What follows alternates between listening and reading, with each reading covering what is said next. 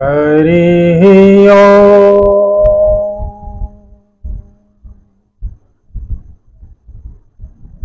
नमः परमहंसास्वादित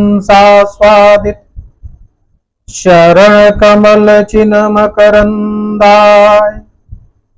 भक्तजनमानस निवासाय श्री रामचंद्राय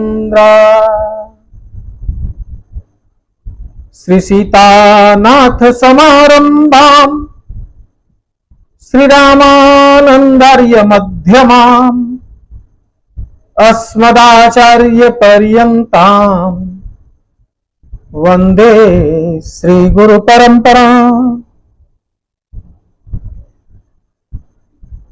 श्यामांगं रसमयं नित्यं पाराशरकुलोद्भवम् श्रीमत्श्याम सुंदर देवाख्यं सद्गुरुं प्रणमाम्यहम् सद्गुरुं प्रणमाम्यहम्। हमने श्रवण किया कि दशानन के दरबार में श्री हनुमंतलाल मेघनाथ के द्वारा नाग पास में बांध के लाए जाते हैं। रावण हनुमान का संवाद होता है।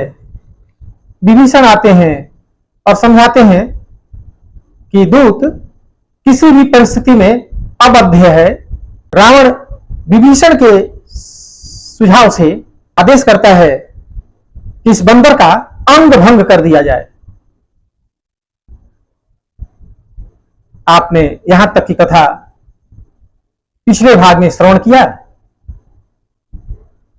जब दशानन कहता है कि इस बंदर का अंग भंग कर दिया जाए तो श्री हनुमंतलाल विचार करने लगते हैं कि दशानन पता नहीं कौन सा अंग काट देने के लिए कह दे, कौन सा आदेश कर दे। कहीं ऐसा ना कह दे कि तलवार मंगा के और बंदर की नाक कान काट ली जाए। हनुमान जी मां शारदा का ध्यान करते हैं और अपनी पूंछ को लेकर सहलाने लगते हैं। कहीं चूमते हैं, कहीं माथे से लगाते हैं। ऐसा करते देखकर दशानन समझ गया कि बंदर को उसकी पूंछ बहुत प्यारी है और उसने आदेश कर दिया कि बंदर की पूंछ में आग लगा दिया जाए। हनुमान जी समझ गए कि त्रेता जो स्वप्न मां जानकी से सुना रही थी उसको पूरा करने की भूमिका प्रभु बना रहे हैं। निशाचर रावण के आदेश को सुनकर अपने अपने घरों से कपड़े को घी में तेल में डुबा डुबा के बंदर की पूंछ में लपेटने लगे। निशाचरों के लिए यह कौतुक का विषय हो गया कि जितना ही कपड़ा पूंछ में लपेटा जाता उससे ज्यादा पूंछ लंबी हो जाती। हनुमान जी पूंछ बढ़ाते गए, राक्षस कपड़ा तेल घी में लपेटते गए। और गोस्वामी जी लिखते हैं कि जब रहान नगर बसन घृत तेला बाढ़ पूछ किन्ही कपि खेला। तो अंत में बानर की पूंछ में निशाचरों ने आग लगा दिया। गोस्वामी जी इसके लिए पावक शब्द का प्रयोग करते हैं। और जब आग लगाया निशाचरों ने तो वहां लिखा है कि हनुमान जी को यह महसूस नहीं हुआ कि हमारी पूंछ में आग लग गया। आग के तपन से हनुमान जी नहीं सावधान हुए कि अब क्या करना है। पावक जरत देखी हनुमंता, जब उन्होंने देखा कि अब बंदरों ने पूंछ में आग लगा दिया तो छोटा रूप पकड़कर महलों पर चढ़ गए। इस महल से कूदकर उस महल पे अंदर बाहर उलट पलट लंका सब जारी, तांडव मचाया, सभी महल जलने लगे। निशाचर अपनी जान बचाने के लिए भागने लगे। सब रावण की रानियां, राक्षसियां, राक्षस रावण को कोसने लगे कि ये विभीषण की बात नहीं मानने का फल है, अनाथ की तरह लंका जल रही है। रावण कवितावली में गोस्वामी जी लिखते हैं कि दशानन के डर से सभी देवी देवता डरते थे, तो उसने इंद्र को आदेश किया कि इंद्र प्रलयंकारी बादलों को भेजो ताकि लंका की आग बुझ सके। इंद्र के आदेश से प्रलय मचाने वाले संवर्तक नाम के बादल गरजते हुए लंका के ऊपर वर्षा करने लगे। भयंकर बारिश हुई, लेकिन परिणाम उल्टा निकला। राक्षसों ने देखा कि जिस अग्नि पर पानी पड़े तो अग्नि को बुझ जाना चाहिए, वो अग्नि और चौगुने रूप से प्रज्वलित हो गई, जैसे पानी की वर्षा न होकर पेट्रोल बरस रहा हो। तो उसे लिखते हैं कि ये सभी भगवान की कृपा करुणा का फल है। प्रभु कहते ही है कि अग्नि में जो दाहकता है, सूर्य में जो तपन है, वायु में जो बहने की क्षमता है, इंद्र में बारिश करने की जो शक्ति है, और यहां तक मृत्यु में लोगों के जीवन को हर लेने की जो शक्ति है, वो सारी शक्तियां हमारी हैं। ऐसा श्रीमद् भागवत में कपिल भगवान कहते हैं कि मद भयात वाति वातोयम, हवा वायु बहती है मेरे भय से, सूर्य तपति मद भयात, सूर्य में जो तपन है वो मेरी कृपा मेरे प्रताप से है। वसत इंद्रो दहत अग्नि, इंद्र बारिश करते हैं मेरी कृपा से, मेरे भय से, मेरे आदेश से। अग्नि जलाती है, उसमें जो दाहकता की शक्ति है वो मेरा बल है। और मृत्यु चरस्ति बद्भयात, मृत्यु ही चरती है, मतलब खाती है मेरे भय से, मेरे आदेश से। और जब जिस आग को राम भक्त हनुमान ने लगाया हो, उस अग्नि को जल कैसे बुझा दे?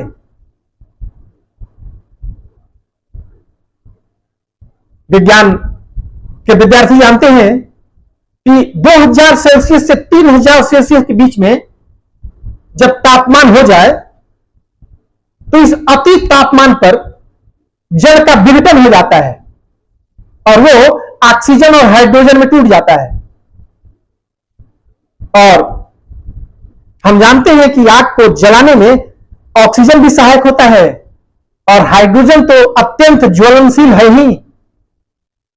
तो जैसे आग में घी डाला जाए, ऐसे ही बारिश का परिणाम निकला। राम कृपा से अग्नि चौगुनी बढ़ गई, बादल भरपूर बरसे, रिजल्ट उल्टा निकला। दशरथ ने डांट के पूछा, अरे बादलों क्या करते हो? बादलों ने हाथ जोड़कर कहा कि सरकार, हम लोग प्रलय के समय जब 12 सूर्य एक ही साथ निकल जाते हैं और उन सूर्यों की गर्मी से चराचर सूख जाता है, वैसे सूर्यों की ताप हमने देखा है। महादेव के मुख से निकलने वाली अग्नि को हमने देखा है। ये बादल कह रहे हैं कि हमने अनेक प्रलय देखे हैं, प्रलय के दृश्य देखे हैं। 1000 फन वाले शेषनाग कि हजारों मुख से निकलने वाले जहर के ज्वाला को हमने देखा है, लेकिन ऐसी अग्नि जो पवन सुत में मचाया, बादल ने कहा हम लोग ने देखा नहीं कभी। इस लंका दहन के प्रसंग को कवितावली में बड़ा सुंदर गोस्वामी जी ने वर्णन किया है इसका। आइए गोस्वामी जी की रचना का आप हम आनंद ले लें। गोस्वामी जी लिखते हैं कि जैसे लंका हवन कुंड हो, हनुमान जी ने ऐसा कर दिया, पूरी लंका को उलट पलट लंका सब जारी, जैसे हवन कुंड की अग्नि प्रज्वलित होती है, वैसा ही लंका की नगरी लग रही थी। किसी ने पूछा, सरकार ये हवन कुंड में समिधा, घी, जौ, तिल कहां से हनुमान जी पाए? तो गोस्वामी जी ने लिखा है कि तुलसी समृद्ध सौज, जो सामान था लंका का, उठा उठा के हनुमान जी समीरा की तरह, लकड़ी की तरह प्रयोग कर लिए उसका। लंक यज्ञ कुंड लखी, लंका तो लगता था जैसे यज्ञ कुंड हो। जातुधान तुम विफल जव तिल दान है। और ये जो राक्षस थे, ये तिल, जौ, धान की तरह हवन सामग्री की तरह हनुमान जी प्रयोग कर रहे हैं, उठा उठा के अग्नि में स्वाहा कर रहे हैं। सुरवा सोलंगुल, जो पूछ है हनुमान जी की, वो सुरवा का काम कर रही है, जिसे आप घी निकाल के अग्नि कुंड में डालते हैं। सुरवा सोलंगुल बलमूल प्रतिकूल हवि, और आग में जो हवि प्रस्तुत की जाती है, जो खीर डालते हैं, वो ये बलवान जो राक्षस हैं वो हैं। हनुमान जी पूछ में लपेटते हैं और एक ही साथ हजारों राक्षसों को पकड़ के अग्निकुंड में स्वाहा। और मंत्र क्या बोलते हैं? हुंकार हुंकार कर, जो हनुमान जी करते हैं, ये इस यज्ञ का मंत्र है। गोस्वामी जी लिखते हैं कि तुलसी समृद्ध सोच, लंक यज्ञ कुंड लखी, जातु धान कुंदी फल जौ तिल धान है। सुवासो लंगूल बल मूल प्रतिकूल हवि, स्वाहा महा हाकी हाकी हने हनुमान है। तहस नहस कर डाला बजरंगबली ने पूरी लंका को। जब बादल आए तो रावण से बताए कि सरकार, जुग खट भानु देखे, जुग खट भान, 6 दूनी 12, जुग खट 2 बार 6 6, जुग खट भानु देखे, प्रलय कृषाणु देखे, शेष मुख अनल बिलो के बार बार हैं। जब जब प्रलय हुआ है हमने देखा है, हम प्रत्यक्ष अनुभव किए हैं उस समय का दृश्य। तुलसी सुनियो न कान, लेकिन ऐसा दृश्य जो बजरंगबली ने प्रस्तुत किया, तो उसमें लिखते हैं कि सुनियो न कान, क्या हुआ कि सलीलो सर्पी समान, जल ही घी की तरह काम करने लगा।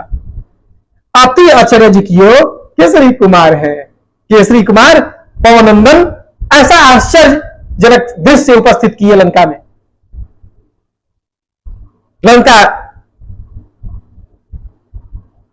जल गई। पवन पुत्र ने सोचा अब त्रिता का स्वप्न सार्थक हुआ, साकार हुआ। कूद पड़े समुद्र में, पूछ की अग्नि को शांत किया और मां जानकी के सामने हाथ जोड़कर पवन सुत खड़े हो गए। लंका में आग लगी तो राक्षसियां जाके बताई मां जानकी को कि जिसको तुम अपने स्वामी का दूत कह रही थी, दशानन ने आग लगा दिया उसकी पूछ में। और बाल्मीकि रामायण में प्रसंग है कि मां मन ही मन अग्निदेव से प्रार्थना करने लगी कि हे अग्निदेव, यदि मैं मन वचन कर्म से प्रभु के अलावा किसी का ध्यान न करती हूं, तो हे अग्नि, आप पवन पुत्र के लिए शीतल हो जाइएगा। और पवन देव शीतल हो गए। हनुमान जी को उस अग्नि का भान नहीं हुआ, लेकिन पवन पुत्र मां की कुशलता के लिए चिंतित थे कि कहीं लंका की आग उस वाटिका तक न पहुंच जाए। आए, मां से कुशल पूछा, मां आप कुशल तो हैं? जानकी ने कहा, पुत्र, जिस प्रभु ने तुम्हारी पूंछ में लगी हुई आग को तुम्हारे शरीर तक न पहुंचने दिया, तुम्हारे शरीर का एक बाल भी जिस प्रभु की कृपा से नहीं जल पाया, वो प्रभु लंका की आग को मेरे तक कैसे पहुंचने देते?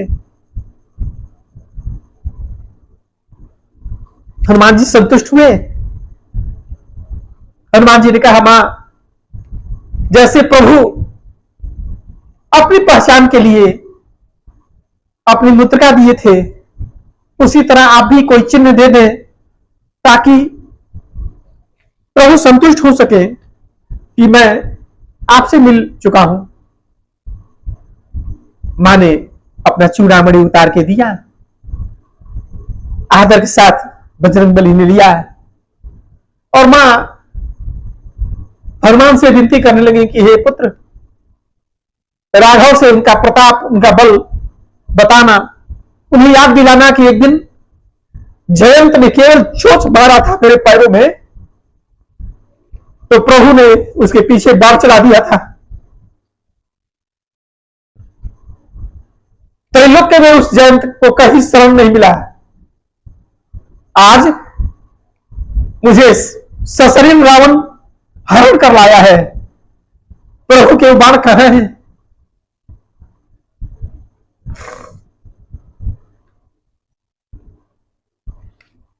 हनुमान जी ने कहा कि मां, जिस समय प्रभु जयंत के पीछे बाण चलाए थे उस समय उनके हाथ में तीर धनुष तो था नहीं, वो बाण कैसे चला दिए? मां ने कहा पुत्र, प्रभु उस समय मेरा श्रृंगार कर रहे थे, प्रभु ने तो एक सीख उठा के मंत्र से अभिमंत्रित कर चला दिया। हनुमान जी ने पूछा, मां, जयंत को सीख लग रहा था कि बाण? मां ने कहा, पुत्र, हम दोनों के लिए वो सीख था, पूरी दुनिया तुझे बाणी समझ रही थी। पवन पुत्र ने कहा, मां, क्या पता कि प्रभु ने आपके पीछे भी कोई बाण लगा दिया हो। मां, मैं प्रभु का बाण हूं। उस समय प्रभु ने सीख के रूप में बाण भेजा था। मां, आज इस बंदर के रूप में प्रभु का बाण आया है और आपको पता था मां कि प्रभु का ये बाण आ चुका है, तभी तो आपने दशानन से कहा था कि सख्त शुद्धि कर रघुवीर बाण की। मां को धीरज धरा, प्रभु के प्रताप का वर्णन कर पवन सुत मां को प्रणाम कर पुनः सिंधु को लांग इस किनारे आए। समुद्र के किनारे बानर भालू एक टक लगा के देख रहे थे प्रभु का संदेशा मां को देखकर हनुमान जी कब आएंगे। हनुमान को आते मुख पर प्रसन्नता देखकर बंदर भालू समझ गए मां जानकी का पता लग गया। हनुमान जी सबसे प्रेम से मिले, कोई बंदर बांह दबा रहा है, कोई पैर, सब मां जानकी का समाचार पूछ रहे हैं। बंदरों ने कहा, हनुमान जी आप गए आए, आप भूखे होंगे। अंगद की सम्मत से, अंगद सम्मत सभी बानर भालू मधुबन का फल खाने लगे। जो रखवाले थे मूर्छ का प्रहार करते ही भागे, सुग्रीव से जाके समाचार सुनाए कि मधुबन का बल बंदर खा रहे हैं। सुग्रीव समझ गए कि मां का पता लग चुका है, तभी बंदर भालू फल खा रहे हैं। बिना भक्ति से मिले भक्त विषय का भोग नहीं कर सकता। सुग्रीव आए, बंदरों से मिले। बंदरों ने कहा, नाथ, ये कठिन कार्य हनुमान ने किया है,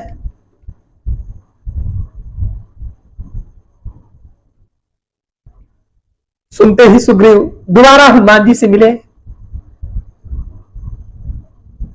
सब प्रेम से बात करते हुए प्रभु के पास चले। प्रभु भाई लक्ष्मण के साथ फतिक शिला पर बैठे हैं। प्रभु के चरणों में जाकर सभी बंदर लौट गए। प्रभु समझ गए कार्य हो चुका, जानकी का पता बंदर लगा है। सुग्रीव से मिलते समय भी हनुमान ने अपने मुख से एक बार नहीं कहा कि ये कार्य मैंने किया है। वहां भी दूसरे बंदरों ने बताया सुग्रीव से कि नाथ काज की देव हनुमाना। और यहां भी प्रणाम कर हनुमान बंदरों के पीछे बैठे हैं।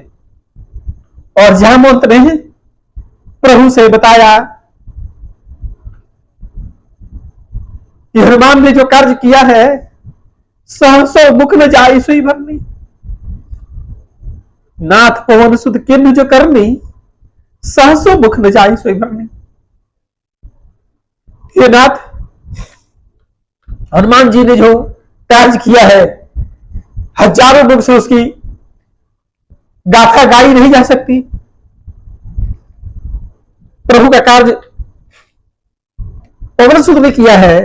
ऐसा सुनकर राम जी हनुमान जी को गले से लगाए हैं, बगल में बैठा है, अपने कर कमल से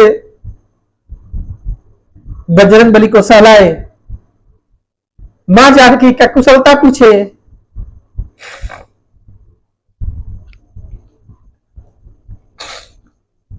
मां की कुशलता हनुमान जी प्रभु से बताए और कहा कि प्रभु, एक एक पल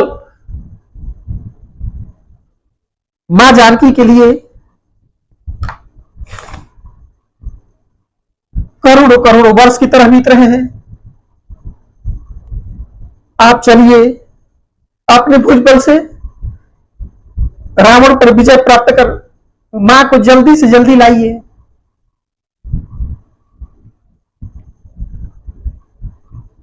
प्रभु ने कहा, हे हनुमान, मैं मन में विचार कर देख रहा हूं कि तुमने जो कार्य किया है उसके लिए तुमको क्या दे सकूं। तो मुझे लगता है मैं अपना प्राण भी देख के तुम्हारे किए गए कार्य से उर्ण नहीं हो सकता।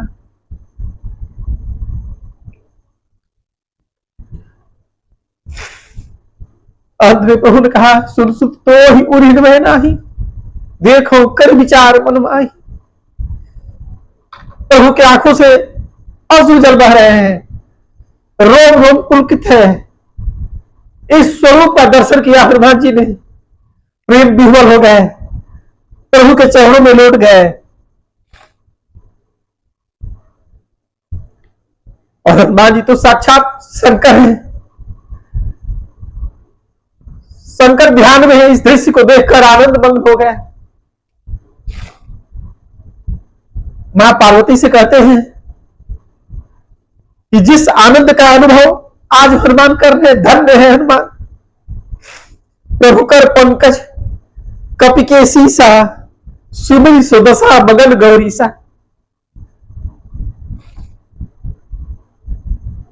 साक्षात इस आनंद का अनुभव जो कर रहे हैं महादेव।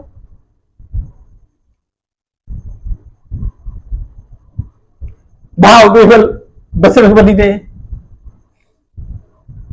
मान लिया कि नरत भगवती सुखदायिनी, देव कृपा करिए पाए। प्रभु एवं मस्त कहे, फिर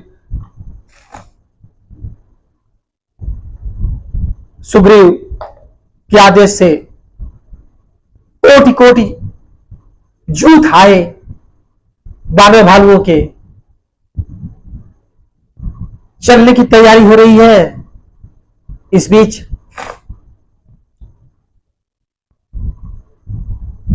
विभीषण और रावण को समझाया। रावण ने विभीषण को लात से मारा। विभीषण को समझ आई, प्रभु के शरणागत हुआ। पीछे विभीषण की दशा का पता लगाने के लिए रावण ने दूतों को भेजा। दूत आए, प्रभु के करुणा स्वरूप को देखकर भूल गए कि हम राक्षस हैं, अपने असली रूप में आ गए। कपट भेष में आए थे। बानरों ने पकड़ा, लक्ष्मण जी ने पत्र दिया, दूत रावण के पास गए। इधर समुद्र पार करना है। प्रभु ने कहा समुद्र के सामने रास्ता के लिए प्रार्थना करना चाहिए। लक्ष्मण को अच्छी बात नहीं लगी। प्रभु ने लक्ष्मण को समझाया और समुद्र के किनारे 3 दिनों तक बैठे रहे।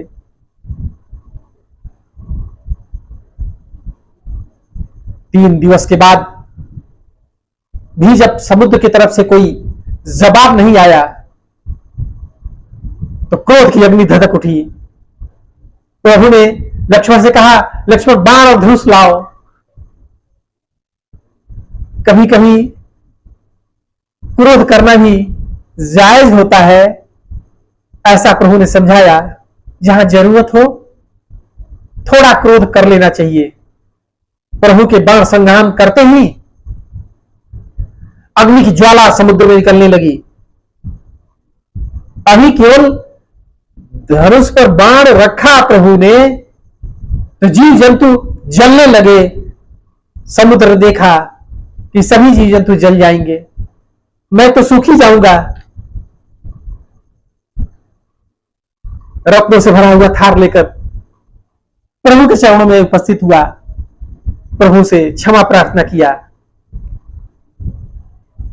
और बताया कि नल के हाथों स्पर्श किए गए पत्थर समुद्र पर तैरेंगे, ऐसा ऋषियों का श्राप है।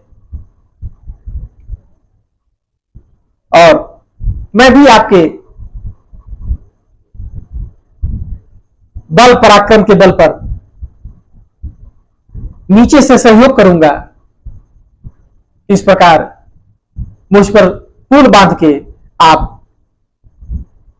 92 भालुओं सहित मुझको पार कर लीजिए, मेरी भी मर्यादा बनी रहेगी। प्रभु आपका कार्य भी हो जाएगा। प्रभु को अच्छा लगा और यहां प्रार्थना कर जैसे ही समुद्र गया, सुंदरकांड यहां विराम देता है। आइए तुलसीदास की पंक्तियों के साथ आज की कथा का विराम हो। निज भवन गनु सिंधु श्री रघुपति यह मत बायऊ, यह चरित कलिमल हर जथामति दास तुलसी गायऊ, सुख भवन संशय समन दमन विषाद रघुपति गुण गना, तजी सकल आस भरोस गावही, सुनहि संतत सठ मना।